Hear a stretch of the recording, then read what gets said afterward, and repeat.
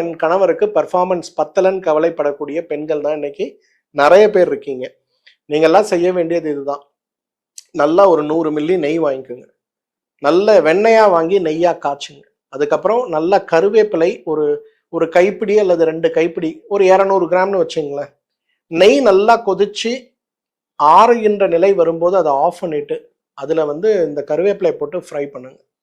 இந்த கருவேப்பிலையை நல்லா ஃப்ரை பண்ணிங்கன்னா அந்த நெய்யெல்லாம் அது உறிஞ்சி எடுத்து நல்லா வருமுறுன்னு அப்படி ப்ரெஸ் பண்ணாலே தூளாகிற மாதிரி வந்துடும் அந்த கருவேப்பிலை.